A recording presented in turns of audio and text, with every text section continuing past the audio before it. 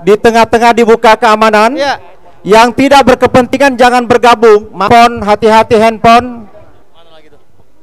Jati diri Bapak Dr. Ahmad Yani membacakan maklumat menyelamatkan Indonesia.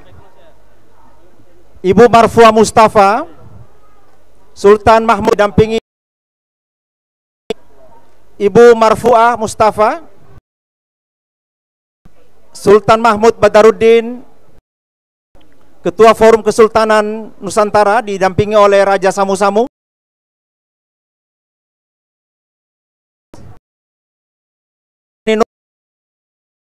Karisma,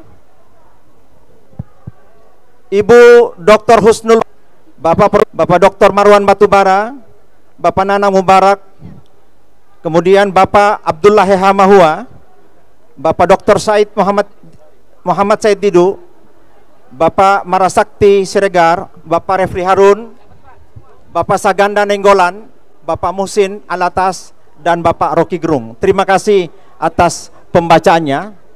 Sekarang kita akan mendengarkan penyampaian pesan Presidium Komite Aksi Menyelamatkan Indonesia dimulai oleh Bapak Jenderal TNI Gatot Nurmantio. Pada Bapak kami silakan.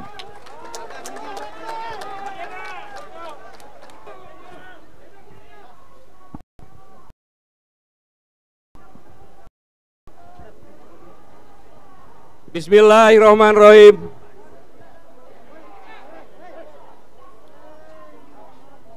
Yang saya sangat hormati Indonesia, saudara-saudara sebangsa yang hadir di tempat ini, yang saya cintai dan saya banggakan, mengajak kita semuanya bersyukur karya Tuhan Yang Maha Esa Allah Subhanahu wa Ta'ala, bahwa kita untuk bersama-sama menikmati 75 tahun kemerdekaan Republik Indonesia. Suatu anugerah yang luar biasa. Saudara-saudara sekalian, jika hari-hari berselang kita mendengar kisah yang katanya keberhasilan nyata, izinkan kami menyampaikan sudut pandang kami, rakyat kebanyakan, tentang apa yang kami alami dan rasakan saat ini. Kami ingin menjadikan momentum peringatan proklamasi kemerdekaan Republik Indonesia ke-75 ini untuk jujur melihat diri apa yang belum benar atau bahkan yang masih keliru dari negeri ini. Sebagai mantan Tentara Nasional Indonesia 38 tahun yang lalu, saat mengawali dinas keprajuritan, saya bersumpah, demi Allah, saya bersumpah, yang berdasarkan Pancasila dan Undang-Undang Dasar 1945. Inilah antara lain bunyi sumpah saya, yang hingga saat ini tidak pernah dicabut. Sumpah yang akan terus melekat kepada setiap prajurit hingga bunyi tembakan salvo mengantarkannya ke liang lahat.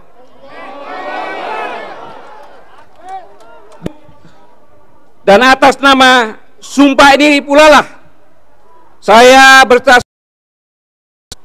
seluruh rakyat Indonesia. Saya ingin melakukan langkah untuk menjaga kesetiaan Negara Kesatuan Republik Indonesia yang berdasarkan Pancasila dan Undang-Undang Dasar 1945 sebagaimana tercantum dalam pembukaan Undang-Undang Dasar 1945. Jika hari-hari ini kita mendengar dan menyaksikan bumi pertiwi sedang dirundung berbagai masalah, saya ingin mengajak kita sekalian untuk mengingat beberapa hal.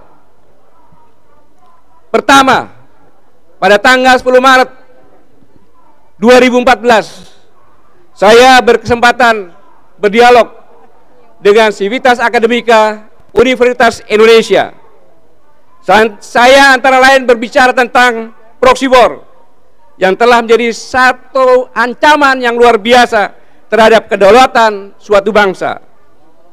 Penguasaan suatu negara oleh kekuatan yang lain tidak lagi harus dengan fisik, namun bisa menggunakan proxy, mengintervensi pemilu dan memilih pejabat untuk pada saatnya pejabat tersebut bisa dikendalikan, bahkan menjadi boneka bagi kepentingan lain yang bukan tujuan dan kepentingan negara.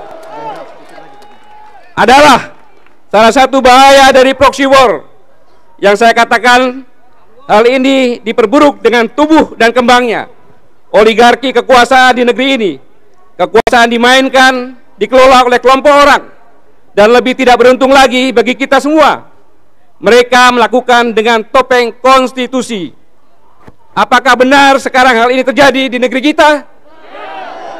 Adalah rakyat Indonesia yang berhak menjawab.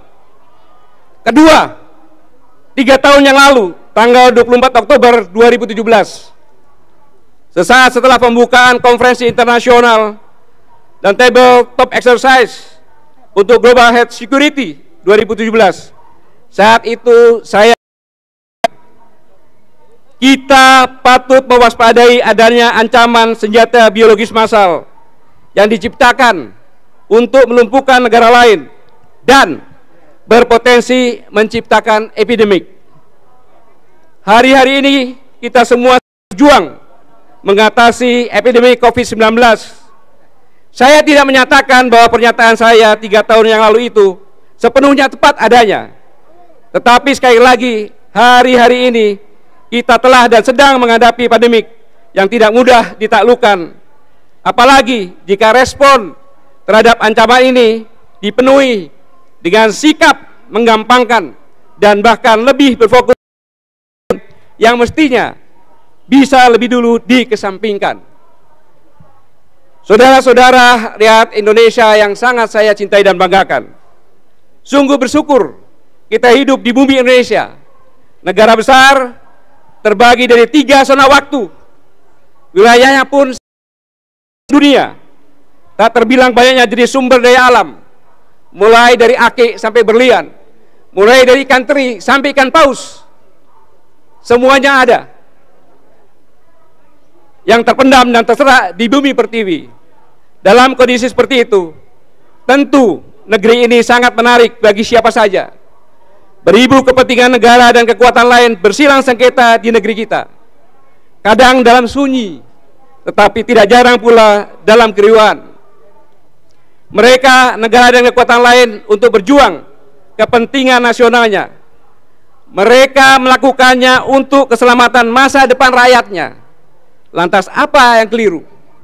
Kitalah yang terlalu berlapang dada, membuka diri untuk dieksploitasi, tetapi lebih untuk kepentingan mereka, bukan kemaslahatan rakyat dan bangsa Indonesia.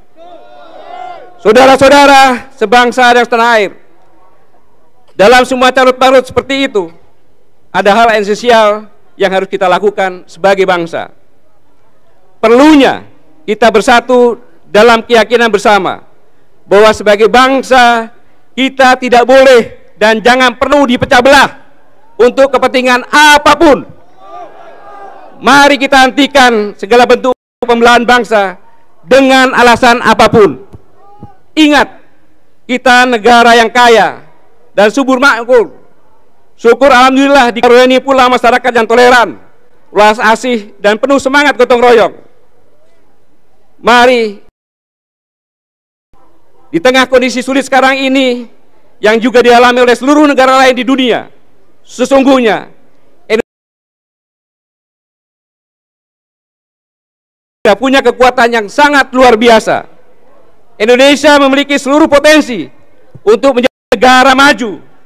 Itu artinya Indonesia akan dapat lepas dari segala kesulitan. Sedikit saya sampaikan peluang bahwa kita populasi ada 260 juta rakyat yang merupakan pasar domestik yang sangat kuat.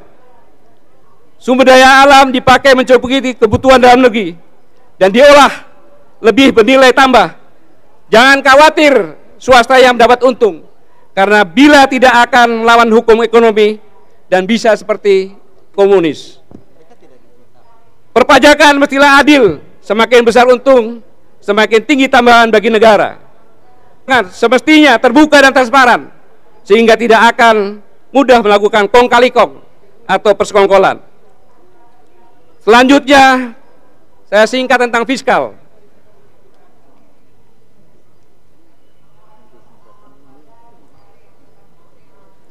Kita sekalian sadar bahwa kita memerlukan injeksi keuangan ke dalam negeri untuk memberikan rangsangan pemulihan ke dunia usaha, setidaknya mencegah dunia usaha sekarat.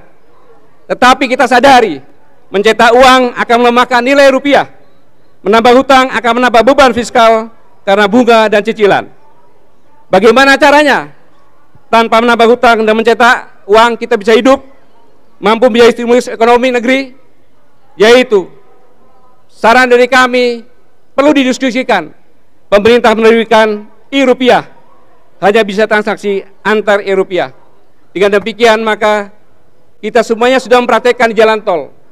Ini sedikit saran, dan sekali lagi mari bersama-sama kita mohon kehadirat Tuhan Yang Maha Esa agar kita semuanya mendapat bimbingan petunjuk rahmat dan hidayahnya untuk melanjutkan perjuangan demi negara kesatuan Republik Indonesia yang sangat-sangat kita cintai.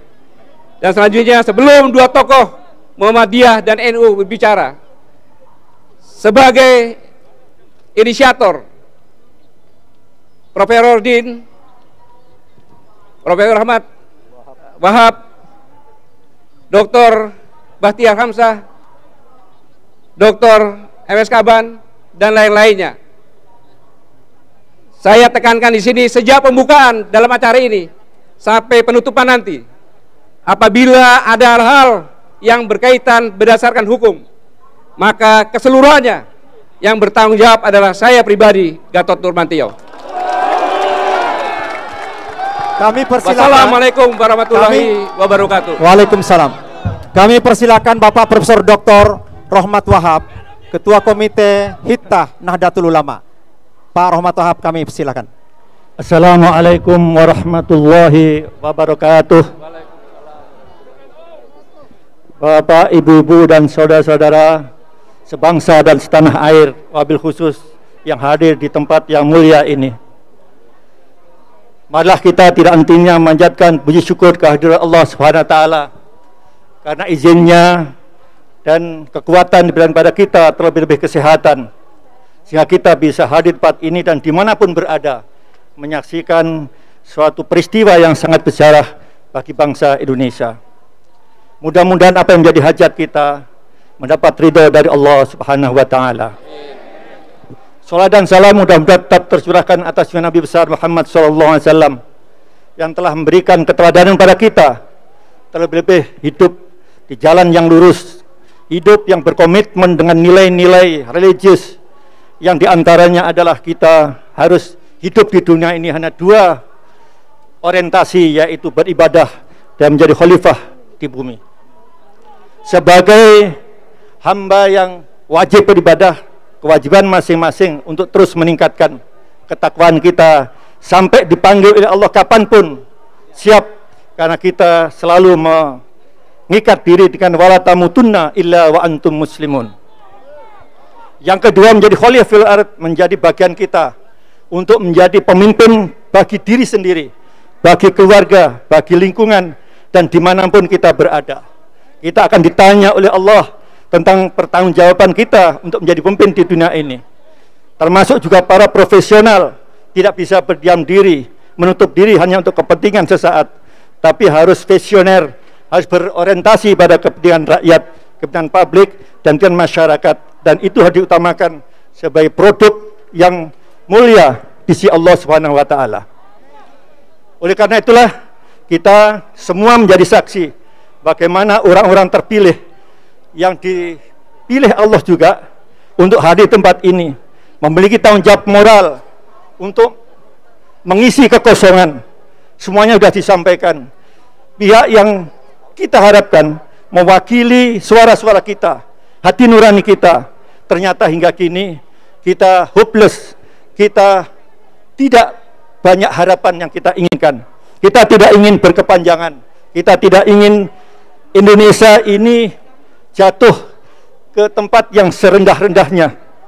Sebagaimana Allah katakan, ya, kita dijadikan hamba yang paling sempurna, tapi ingat, pada saatnya kita akan jatuh di tempat yang paling rendah, kecuali orang yang beriman dan beramal soleh.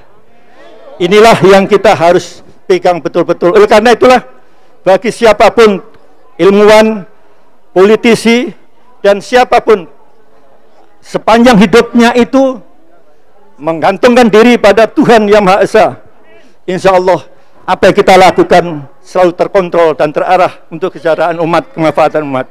Oleh karena itulah kita hadir di sini bukan hanya untuk show up, show of force, tapi ingin mewakili sebagai bukti kita ini punya tanggung jawab moral secara kolektif, bersama-sama menyampaikan kepada rakyat yang perlu mendapatkan jawaban yang saat ini baru berbentuk pemikiran yang nantinya akan di follow up dengan ide-ide konstruktif berupa kebijakan, rencana kebijakan dan sebagainya yang kita berikan pada pihak yang punya tanggung jawab untuk mengeksekusi kegiatan atau kebijakan itu.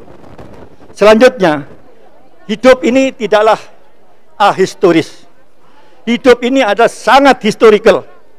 Karena itulah patut kita mengacu pada seorang sejarawan yang sangat terkenal di abad 20, yaitu Arnold J. Toynbee, yang menulis Study of History, memberikan catatan penting bagi kita. Ada yang harus kita fahami bahwa hidup ini berproses dari lahir, tumbuh, mati, dan lahir. Menarik sekali, bukan berakhir dengan mati, tapi lahir. Oleh karena itulah, karena kita ini punya visi ke depan, yang kita pikirkan bukan hidup di dunia, tapi hereafter, hidup setelah di dunia ini. Kita begitu mati, kita harus bangkit lagi, hidup di saatnya, yang harus lebih baik daripada sekarang. Oleh karena itulah, orang yang punya pemikiran itu, hidup kesehariannya selalu berhati-hati, tidak sembarangan, karena kita tidak ingin mati seterusnya, tapi kita hidup, jangan sampai menunggu di akhirat, tapi di alam kubur pun juga kita harus hidup, karena nama boleh mati, tubuh boleh mati, tapi para syuhada matinya hanya fisik, namanya, jasanya akan hidup ila yaumil qiyamah. Oleh karena itulah kita memang tidak diberikan kekuatan yang sama, punya keunggulan yang berbeda-beda, individual differences. Kita punya keunggulan masing-masing, kita tunjukkan keunggulan itu, kita berikan yang terbaik untuk bangsa ini. Iya Pak Wahab, oke. Bu, belum? Nanti tinggal 2-3 statement. Oleh karena itulah kami ingin menyadari individual differences, keunggulan kita masing-masing. Mari kita manfaatkan untuk membangun kekuatan baru sebagaimana yang dijanjikan oleh Allah. Al-jama'atu rahmatun wal furqatu adabun, melalui Rasulullah. Bersatu kita itu rahmat dan bercerai kita itu tersiksa. Nah, karena itulah kita ambil pelajaran. Saya selalu ingat Pak Hasyim Muzadi, Kiai Hasyim Muzadi Amafullah, bahwa dunia Arab, dunia Islam itu banyak berguguran. Diincar adalah Indonesia yang masih utuh. Mengapa Indonesia utuh? Karena masih mayoritas umat Islam itu masih bersatu. Khususnya Muhammadiyah dan NU masih bersatu. Kalau Muhammadiyah dan NU tidak bersatu, maka Indonesia ini sudah tidak ada lagi. Kita jaga. NU pun juga ada faksi-faksi. Kita harapkan bisa menyatu. Demikian pula Muhammadiyah ada faksi-faksi. Kita satukan. Ada Al-Risad, ada Persis dan sebagainya. Lebih luas lagi. Demikian pula Islam tidak hanya untuk Islam, rahmatan lil alamin. Jadi tidak boleh mayoritas tirani, tapi kita harus melindungi yang lainnya. Jangan khawatir, Islam selalu memberikan kebaikan bagi yang lainnya. Inilah yang harus menjadi komitmen kita semua. Saya yakin siapapun ada di sini ingin memberikan yang terbaik. Terakhir, mohon maaf Pak, terakhir kita terus saja dari awal bangga kebijakan kita itu orientasi SDM. Hanya sampai pada rumusan, tapi harus implementatif. Nah, kita melihat pendidikan dewasa seperti digambarkan nanti. Oleh karena itulah kita harus bersatu, satukan diri. Kita tidak informal dan non formal bersama untuk 45 generasi emas tidak akan pernah terwujud naik bersama-sama. Ya. Sahabat Allah melindungi kita semua. Assalamualaikum warahmatullahi wabarakatuh. Waalaikumsalam. Kami ingatkan jangan tolong masker tetap dipakai. Pak Din. Baiklah bagi Kalian semua dianugerahi Allah. Baiklah para hadirin yang kami hormati.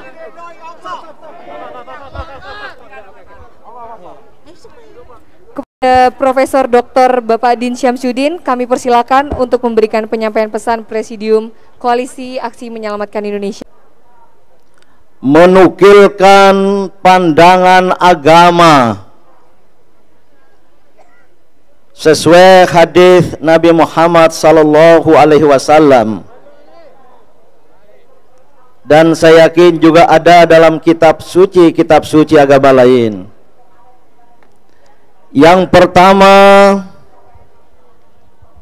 bahwa sesuatu bangsa telah berada dalam sebuah kapal besar dan masing-masing kelompok telah mendapatkan tempat duduknya masing-masing.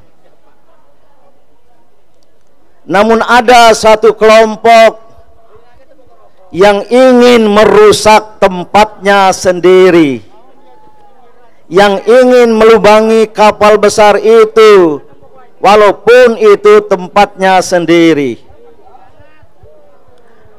Maka Nabi Muhammad sallallahu alaihi wasallam berpesan dan menyatakan, jika orang banyak menyelamatkan mereka, menyelamatkan kapal besar dari segelintir orang-orang jahat yang ingin melubangi tempatnya sendiri, jika diselamatkan, maka kita semua akan selamat. Mereka akan selamat dan kita semua akan selamat. Tetapi jika orang banyak membiarkan, orang banyak berdiam diri, membiarkan kerusakan demi kerusakan, membiarkan orang yang bahkan merusak tempatnya sendiri, dan apalagi merusak tempat orang-orang lain, apa kata Rasulullah? Mereka akan celaka dan kita semua juga akan celaka. Karam bersama karamnya kapal besar bangsa itu. Keadaan ini sama dengan yang dihadapi oleh bangsa Indonesia. Betul? Bangsa Indonesia tengah menghadapi masalah besar. Telah terjadi kerusakan demi kerusakan, sebagaimana yang kami nyatakan dalam maklumat menyelamatkan Indonesia tadi. Maka marilah kita bangkit untuk penyelamatan. Pesan agama yang kedua juga berdasar dari hadis Nabi Muhammad SAW. Bantulah saudaramu yang zalim maupun yang mazlum. Bantulah saudaramu yang menganiaya, yang tiran, yang diktator, yang ingin berkuasa, serba berkuasa. Tapi juga bantu saudara-saudaramu yang teraniaya. Membantu saudara-saudara kita yang mazlum, yang teraniaya, tentu kita tahu caranya. Maka sahabat bertanya, bagaimana kami akan membantu saudara kami yang zalim? Rasul menegaskan, hentikan, hindari, cegah agar dia berhenti dari kezalimannya. Saudara-saudaraku, atas dasar itulah saya pribadi dan banyak tokoh lintas agama di kami ini, kita ingin menyelamatkan negeri tercinta Indonesia sebagai tanggung jawab kebangsaan, sebagai tanggung jawab kerakyatan, dan sebagai tanggung jawab sejarah. Maka sebagaimana diimbau tadi, silakan rakyat Indonesia yang bersetuju untuk bersatu bersama kami.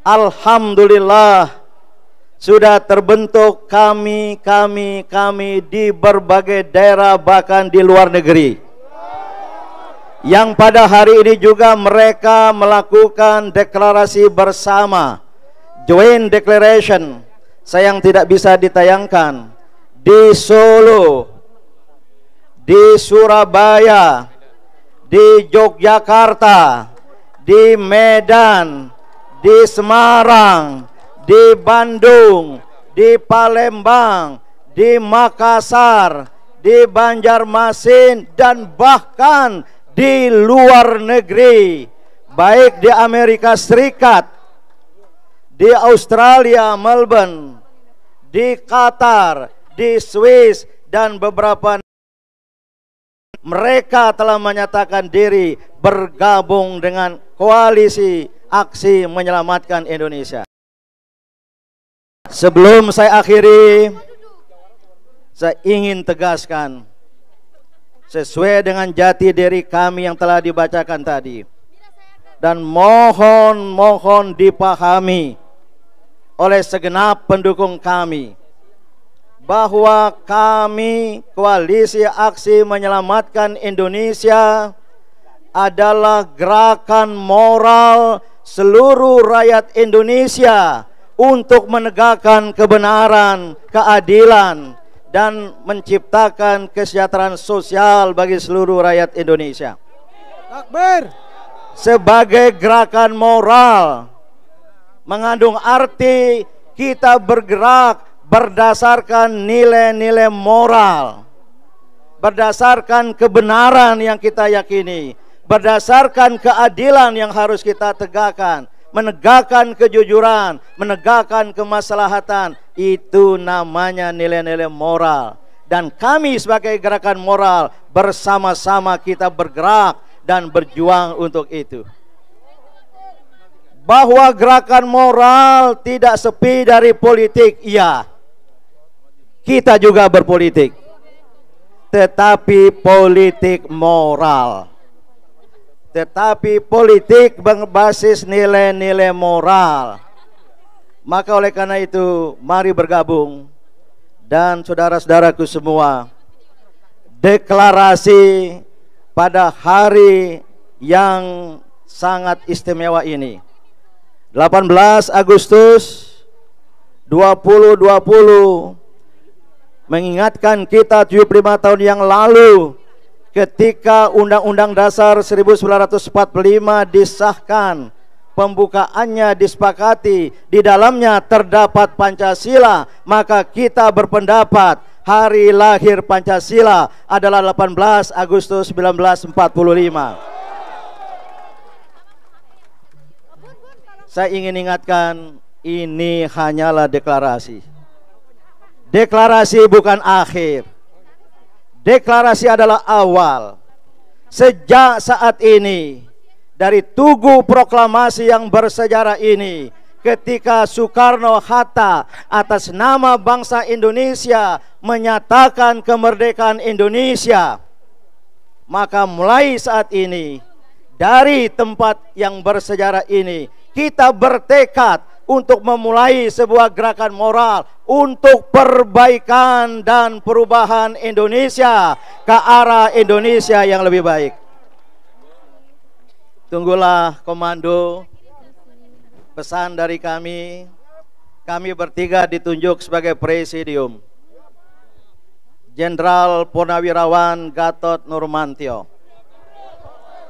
Profesor Dr. Rahmat Wahab, Ketua Umum Komite Khitoh Nahdlatul Ulama 1926, Dan saya sendiri sebagai rakyat Indonesia kebetulan pernah memimpin Muhammadiyah. Kami bertiga sebagai presidium dengan dukungan 150 deklarator yang merupakan anggota Dewan Deklarator kami. Kita akan mulai untuk bergerak. Maka terakhir sekali, saudara-saudaraku semua, sangat mungkin ada yang tidak suka dengan kita. Sangat mungkin bahkan sudah ada gejala dan gelagatnya ingin menghalangi kita. Sangat mungkin ada tekanan, ada intimidasi dan berbagai bentuk rekayasa yang ingin menggembos gerakan kita ini. Namun dengan semangat dan tekad perjuangan semata-mata untuk bangsa dan negara, untuk umat manusia, dan sebagai muslim semata-mata lillahi rabbil alamin, dan pemeluk agama lain dengan keyakinannya masing-masing, kita tidak akan berhenti dan kita tidak mudah dihentikan dan kita tidak boleh berhenti. We are at the point of no return. Kita berada pada titik yang tidak ada kembali. Kita maju terus. Maka saya mohon betul, khusus hari-hari ini mungkin saja ada yang ingin mengacau, ada yang ingin menghasut. Maka jangan terhasut, jangan terprovokasi, jangan satu kerikil kecil pun terlemparkan, jangan satu ucapan kebencian, ujaran kebencian apapun terlontarkan. Ketika ada di tengah jalan yang ingin menghasut kita, yang ingin mengganggu kita, ucapkanlah merdeka. Ucapkanlah sebagaimana agama. Semoga Anda mendapat kesan dan hidayah dari Allah Subhanahu wa taala. Saya pesankan betul, acara yang mulia ini, acara yang baik ini, maka saya tidak ingin Jenderal Gatot Nurmantio saja, kami berdua juga ingin bertanggung jawab. Dan oleh karena itu, dukunglah kami dengan rasa tanggung jawab. Kembalilah pulang dengan tenang. Wabillahi taufiq wal hidayah. Wassalamualaikum warahmatullahi